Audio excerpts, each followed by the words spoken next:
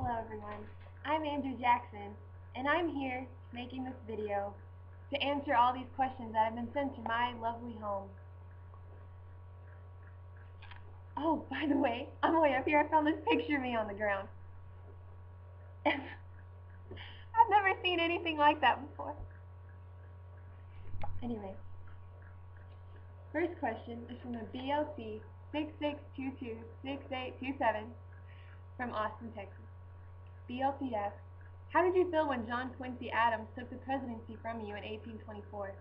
Well, BLC, you really want to know how I felt? Imagine this.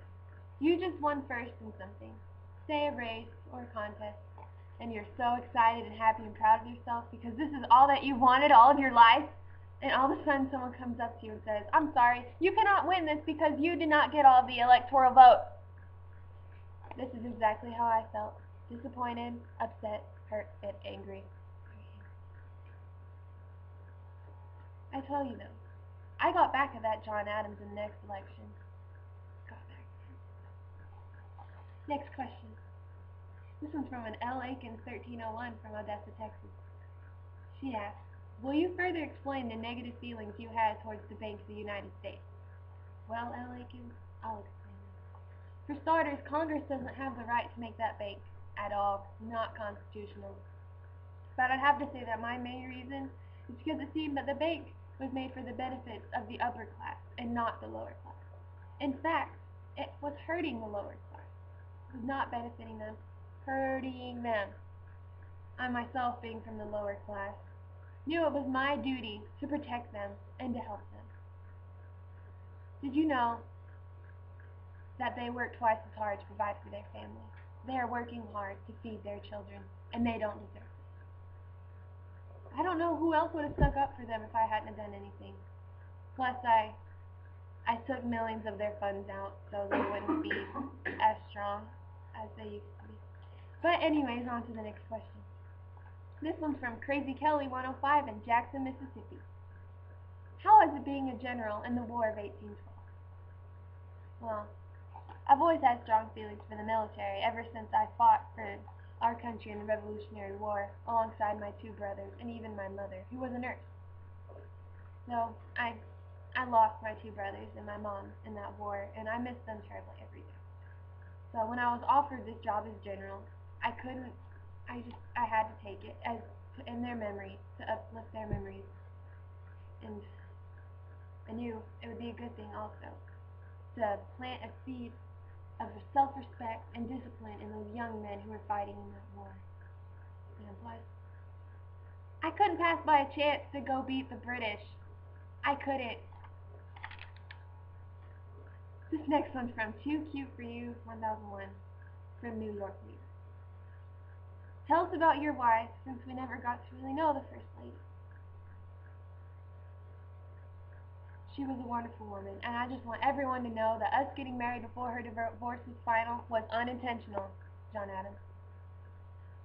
And I blame you also, John Adams, for her death. You put so much stress on her, she couldn't handle it. She passed away from me. Anyone else who wants to accuse my wife of such awful things?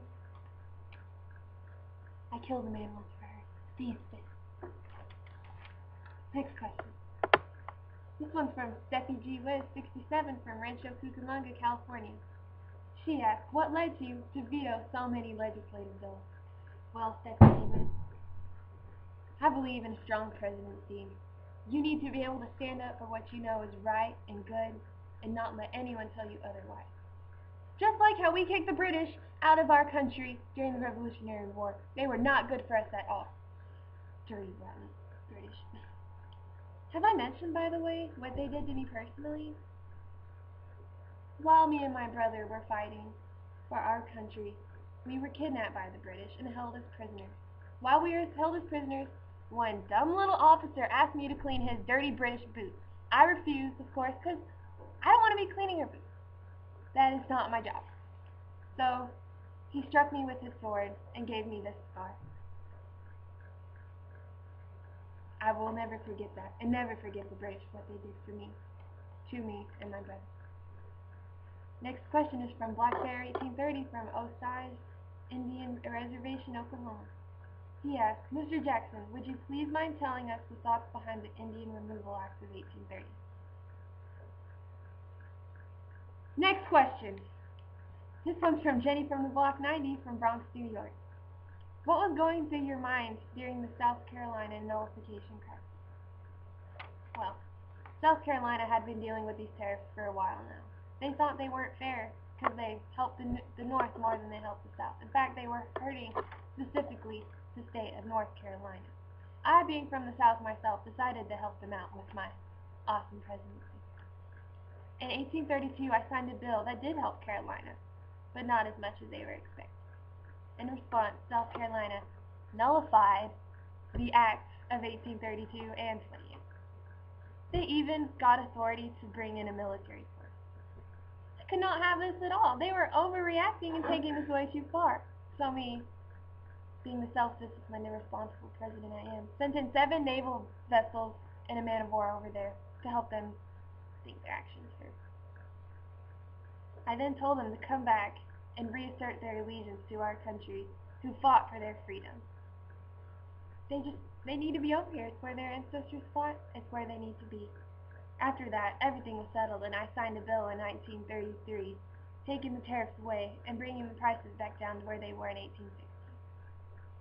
So, that's all the questions I have for today. Thank you for listening, and I hope I cleared many questions up.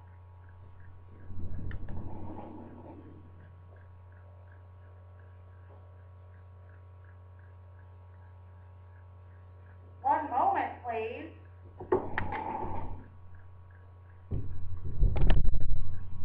Hi, I'm Doege, and I hope you enjoyed my video for my History 1301 class.